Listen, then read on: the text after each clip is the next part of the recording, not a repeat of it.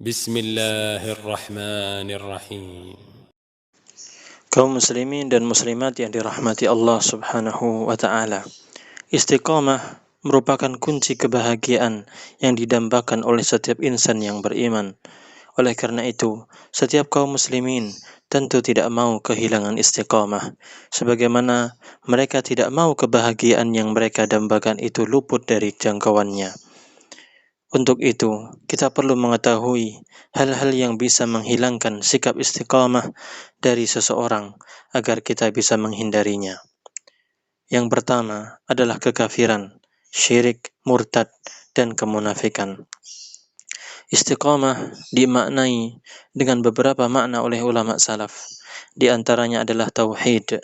Sementara lawan dari tauhid adalah kekufuran, syirik, murtad, dan kemunafikan. Oleh karena itu, keempat hal ini bisa meniadakan, menafikan, menghilangkan tauhid, sekaligus menafikan istiqamah. Allah Subhanahu wa taala berfirman, "Wa minan nasi man ya'budu Allah 'ala harf, fa in asabahu khairun itma'anna bih, wa in asabathu fitnatun inqalaba 'ala wajhihi, khasira ad-dunya wal akhirah, dzalika huwal khusranul mubin." Dan di antara manusia ada yang menyembah Allah hanya di tepi, maka jika dia memperoleh kebajikan, dia merasa puas, dan jika dia ditimpa suatu cobaan, dia berbalik ke belakang. Dia rugi di dunia dan di akhirat. Itulah kerugian yang nyata. Al-Quran Surat Al-Hajj ayat 11. Yang kedua adalah perbuatan bid'ah dan kesesatan. Keduanya ini merupakan perkara yang dapat menghilangkan sikap istiqamah. Allah Subhanahu wa taala berfirman, "Fastaqim kama umirta wa man taba ma'aka wa la tatghaw. Innahu bima ta'maluna basir. ولا تركنوا إلى الذين ظلموا فتمسكم النار وما لكم من دون الله من أولياء ثم لا تنصرون." Maka tetaplah engkau wahai Nabi Muhammad istiqamah di jalan yang benar, sebagaimana telah diperintahkan kepadamu, dan juga orang yang bertaubat bersamamu. Dan janganlah kamu melampaui batas. Sungguh, Dia Maha melihat apa yang kamu kerjakan.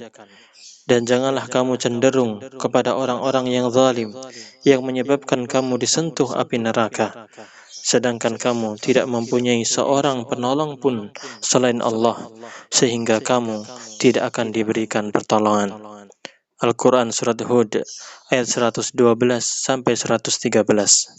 Kata rukun, tarkanu wala tarkanu, dan janganlah kamu cenderung, pada ayat ini bermakna condong kepada orang-orang yang zalim.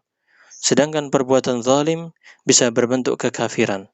Jadi, cenderung kepada mereka maksudnya engkau ridho terhadap kekufuran yang mereka lakukan. Apabila mereka merupakan pelaku bid'ah, maka cenderung kepada mereka maksudnya engkau ridho terhadap perbuatan bid'ah mereka, meskipun engkau tidak termasuk pelaku perbuatan bid'ah. Yang ketiga, yang meniadakan istiqamah adalah perbuatan dosa dan maksiat. Rasulullah sallallahu alaihi wasallam bersabda, "Innal 'abda idza akhta'a khati'atan nukitat fi qalbihi nuktatun sauda, fa idza huwa naza'a wastaghfara wa taba suqila qalbuhu, wa in 'ada zida fiha hatta ta'luwa qalbuhu, wa huwa ar-ran alladhi dzakara Allah kalla bal rana 'ala qulubihim ma kanu yaksibun." Seorang hamba apabila berbuat kesalahan, maka akan ditulis dalam hatinya hitam.